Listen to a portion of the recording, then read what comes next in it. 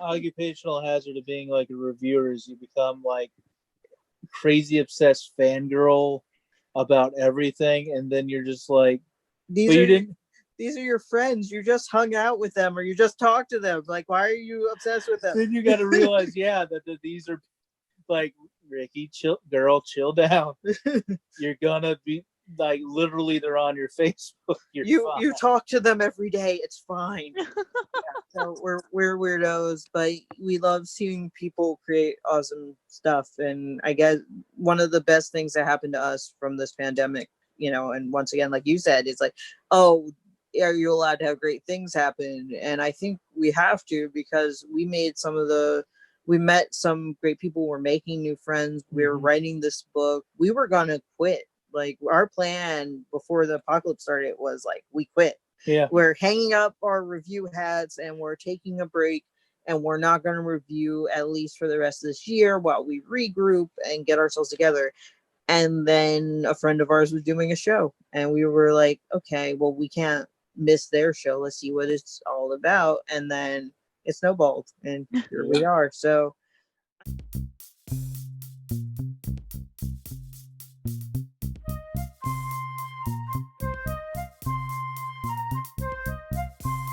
now that we've sung your praises in C minor, it's time to roast me. No. Yes.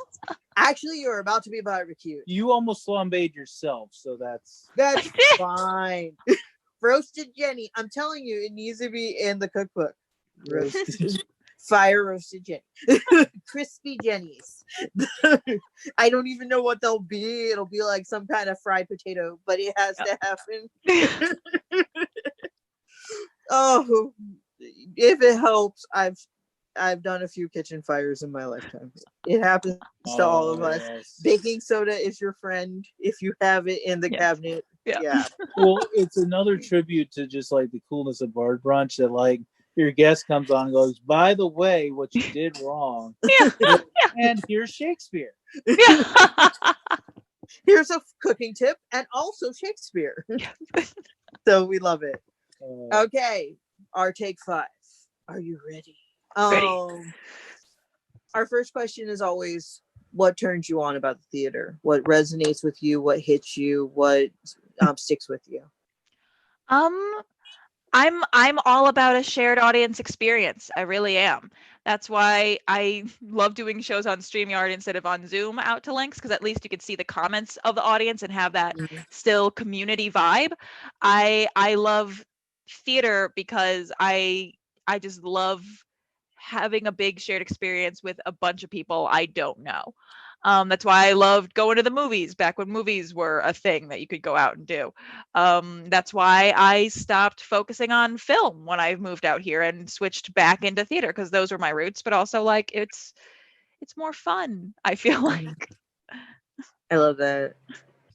It is. It's like I do love when we're in the chat and like you can see everybody's comments and you can you feel like you're part of the show now, and it's a totally different experience. We wanted to start doing StreamYard shows, especially when we do our award show.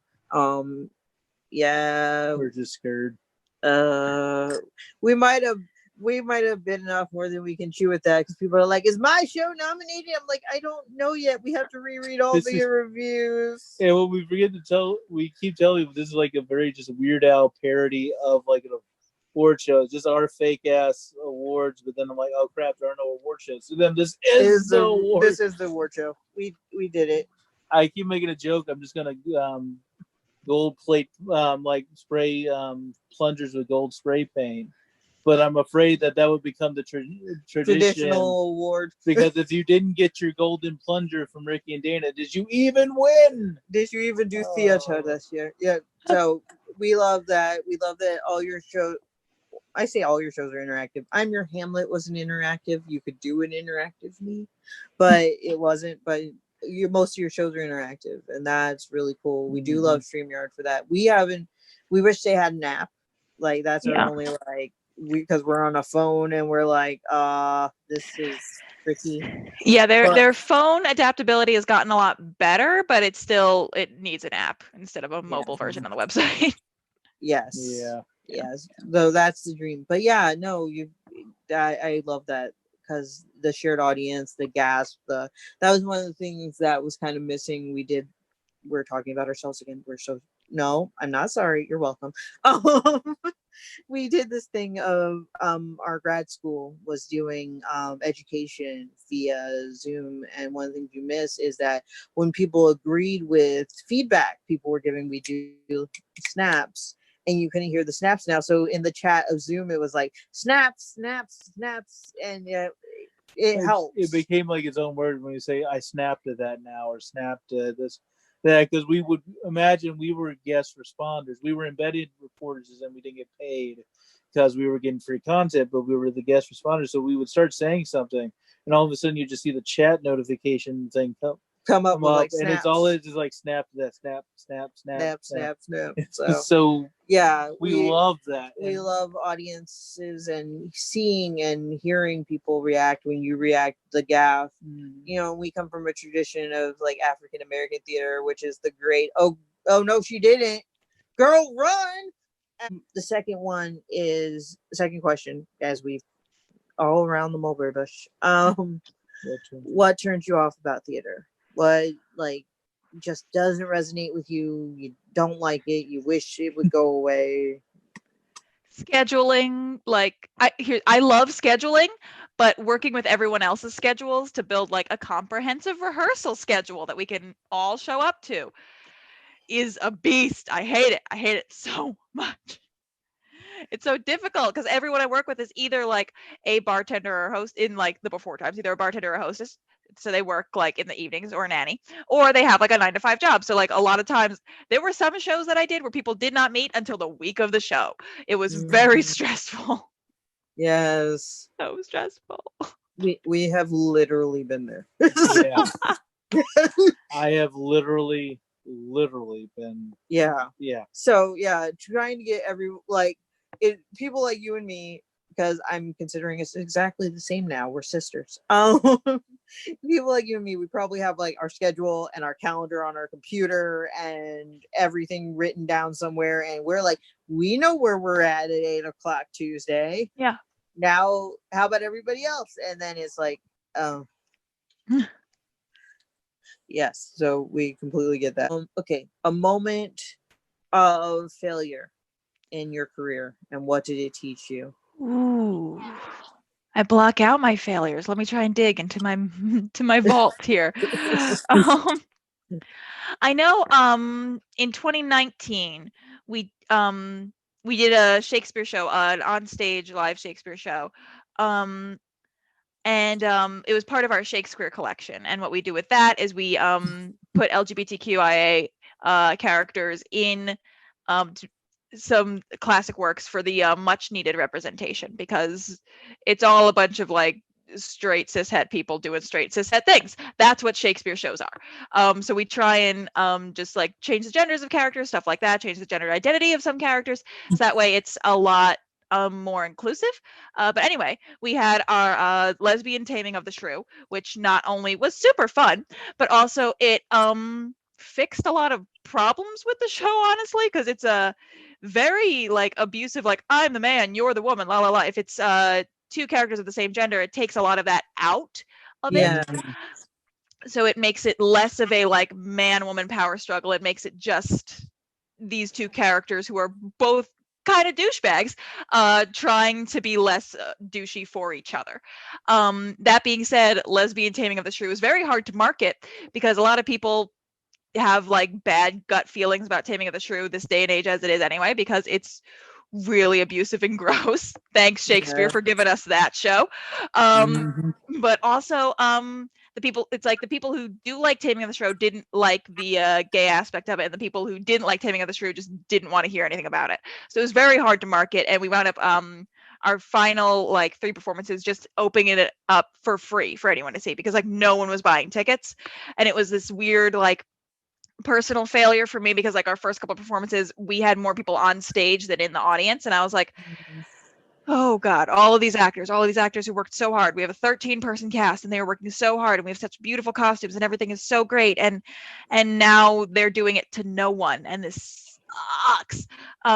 So I learned many things from that. I learned lower the ticket prices because for some reason the theater we were working at wanted us to charge $20 for tickets, and I'm like, in New York you could go see a Broadway show for a rush seat for $30. So for $20, I don't think anyone's gonna come see this right now. But also we just learned that there's gonna be certain shows that we love that we work on that aren't for large audiences, or at least if they are for large audiences, we need to figure out ways to get that across. We needed to figure out ways to tell the people who love Taming of the Shrew, some of those elements are still there and we didn't change all of it. And for the people who didn't like Taming of the Shrew, no, we fixed a lot of the show. We actually went in and did some Shakespearean edits to even some of the really big problem stuff. It's come see it, and then judge it after that. So there was just a lot of stuff we learned about both marketing and just loving what we do for the sake of it anyway, instead of just hoping that a big audience comes. So that was that. I love that. We would love to see that. That would be epic. I think it's on their feet. I stalk your YouTube. So. So did we mention we're fans and friends for life? You'll never get rid of us. Okay. Success. And what did it teach you? Ooh. My first ever improv show that I produced and acted in, because I had never really done improv. A lot of improv schools in New York are very cliquey, and that was like very weird for me. And they also cost a lot of money, and that was very weird for me. But back when the world was allowing surface dwellers to go out and do stuff, there was a thing in the Crane Theater called TV Tuesdays, which started with improvised Buffy, which was a huge smash success, and everything was really great and wonderful about that. And they were looking to expand it to have other improv shows come in other Tuesdays of the month and do stuff. So I was like, sure, I'll do a Powerpuff Girls themed one. Why not? I never done improv like on stage before. I had never directed an improv show. We had to learn like improvised fight training. We went full costume. Our first night sold out, and it was one of the still to this day most successful performances that I've ever been involved with and that I've ever seen. So that was great. The thing I basically learned from that was like, the joke way that I put it is that, well, I can just do anything, can't I? But what I mostly learned from it is that if things are either too scary or too cliquey, I have the opportunities to just make it myself. So why not? Why not? If it's too cliquey in this area, why not just go create your own? And now also in this virtual format, you can very much just go create your own. You don't have to rent a theater space or anything like that. You can do your thing. So if there's something that you've always wanted to do or wanted to try, why not? Just do it right now. Do it. Go do it if you have the emotional bandwidth to do it. Go do it. That's like the question 5 that either gets people like really excited or gets them tongue tangled.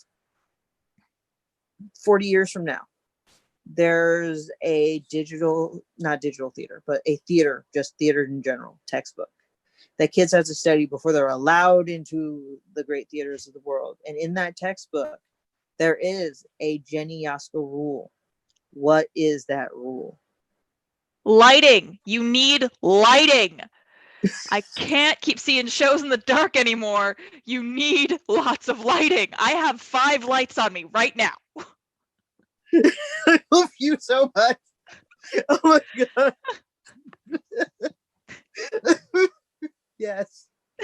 Sorry, that was hilarious because I didn't expect you to have an answer that quick, but I love that answer.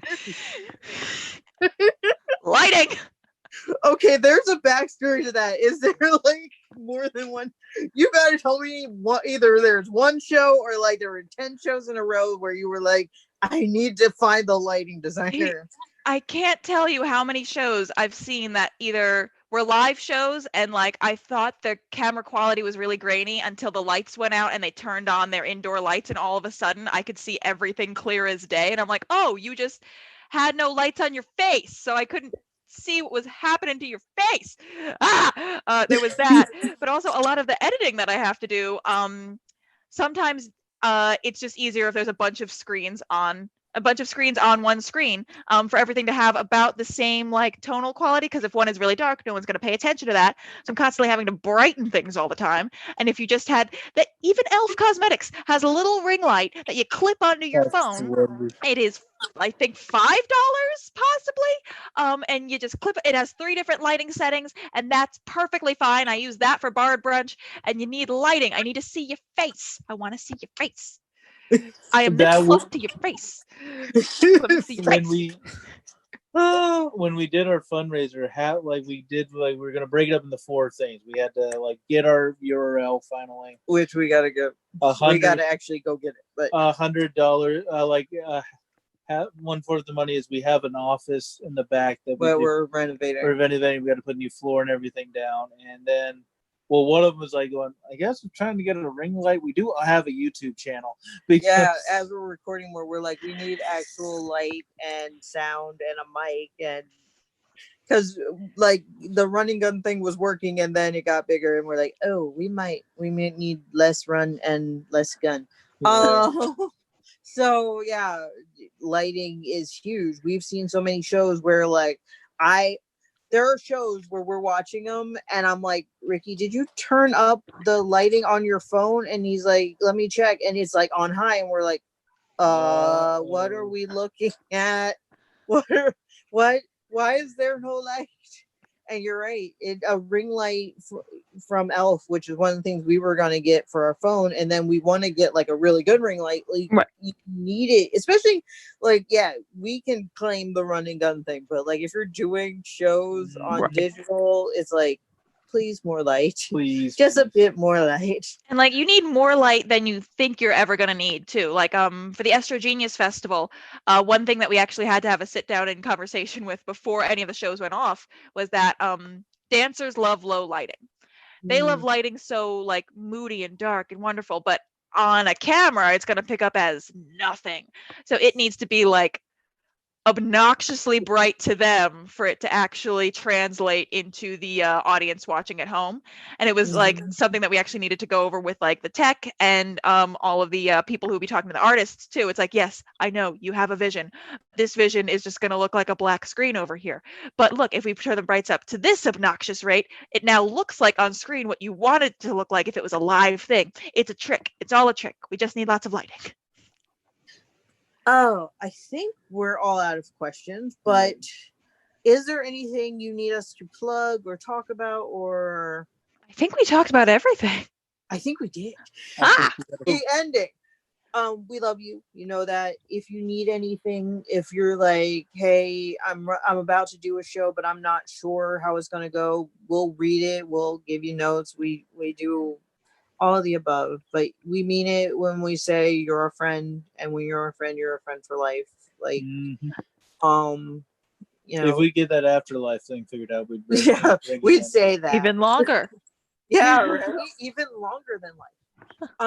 But yeah, we love you. We love your work. We love everything you're doing. We're so excited to see what comes next, what you do next, what you create. We're glad to have you in our lives. We might beg you to help us with our award show, depending on how that goes. I'm in.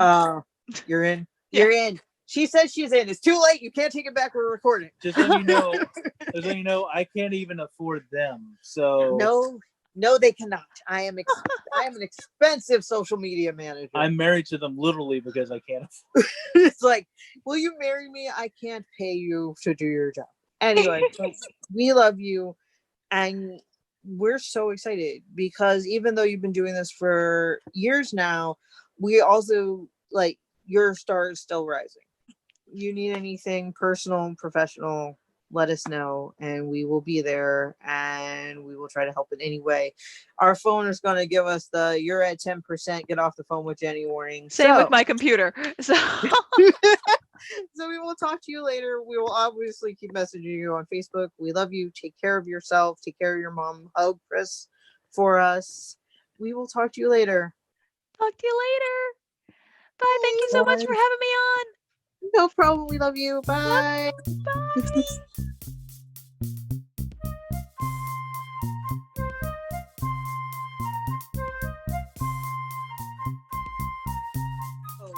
URT5.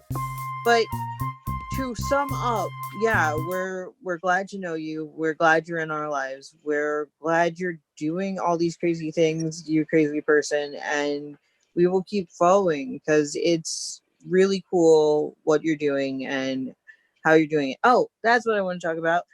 We also love Chris. Please hug Yes. her for us. We adore her. Yeah. We love Chris. And Yeah. I was like, wait, you mean the Chris who acts in Jenny's stuff? And the Chris who's behind the camera is also Jenny's mom? Yeah. That's the most awesome thing ever. Oh. It was a Oh weird my God. domino effect when everyone at work found out, because one person like finally asked after like a year and a half of me working there. They were like, "How do you know Chris?" And I was like, "I came out of her. She's my mother." And she's like, "What?" So like every other person I talked to about it, I was like, "And yeah, she didn't know that Chris was my mom." And they were like, "What?" So it was this like weird, like repeating conversation, but Well, it was so fun. I don't know if you know this, but not all of our moms are that cool. Or online, because my mom is cool. Like my mom is, well, she's a bitch from the lower ring of hell, but I love her because she's an amazing, crazy woman who started revolutions by chaining her wheelchair to government buildings. That's his mom. But Yeah. she's also not online. Like she hasn't been on a computer since like the 80s, and she had like a computer science major in the college 80s. back when they were this big. So like most of my family's not on Facebook, and if they're on Facebook, they're blocked. So the weirdest thing about Chris is like A, sees all your work, is in all your work, and B is like computer savvy, and that's like blows right past. Yeah, it's like, wait, moms do that? That's a thing? What? So we love Chris. Please hug her big time for us, because we adored her before we knew she was your mom, and now it's like extra level of awesome. Yay! But yeah, He is in a work meeting right now, but I will let her know.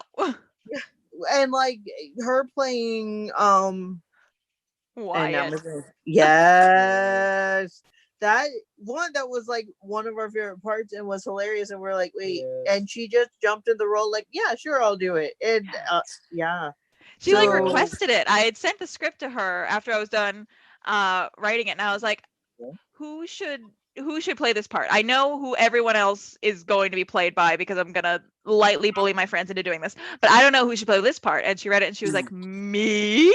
I should play the part? And I was like, yes, all right. Go do it. I love that. I love that she volunteered as tribute. Yeah. I love that she did an amazing job, and that you guys are so close. And because me and my mom back in the day were like thick as thieves and best friends, and like I still love her, but we had to like go our separate ways because my stepdad. That's a fuck you miss conversation. When you come to our fuck you miss party, that's what fuck you miss was based off. Was like, I had this weird trauma with my stepdad, and a year later I was like PTSDing, and Ricky's like, no, fuck everybody, we're creating our own holiday, and that's where fuck you miss came about. And mother fuck you miss and her pockets full of fucks that she gives to no one. So yeah, so and we're like, yeah, let's do this. So that's sort of the story of fuck you miss. But I love seeing when people are really connected to their mom. It means a lot. And it's like, yeah, I have nothing to do with you and Chris's relationship, but I'm like, that it means a lot to me as a human being that happens. Mm-hmm. So yes, please tell her and hug her and tell her she's awesome and a great actor. Because like Wyatt is hilarious. It took, because I almost keep forgetting. Like the best thing you could ever say about an actor ever is that even when you know who it is, you forget who it is. And so even then it's like, wait, she played, oh yeah, goddamn, it's like Gary Oldman. You're like, Gary Oldman's in the movie, but you have to pick, Commissioner Gordon. I know. Yeah. So I'm sitting there going like, wow, my mama can't even do an accent, so this is amazing. Yeah, that was, oh my God, I love that. I love that so much. If we were leaning on my mama's acting skills, we were all dead. Theater would have died years ago. So yes. amazing show. We love I'm Your Hamlet. And congrats. We're forgetting things. Thank you. Oh, it was very unexpected. We were like, we're not going to win this. It's fine. We'll ask people to vote, but it's fine. And then when we saw the Facebook post, we were like, huh? What? What? So that was nice. That was nice. As soon as I saw it, I was like tagging Genny immediately. She needs to see this because it was awesome. We voted for you. We voted for you and Polly and the other show. Something from abroad. Yes. Yeah. Yeah, we voted for all three of you guys because you were the only things we technically saw, but you were also very good. So it didn't make it so we had to like lie about it. So it wasn't like, oh yeah, these were the only things we saw, so I guess they're the best. It was like, no, they're also amazing. So it worked out nicely for us.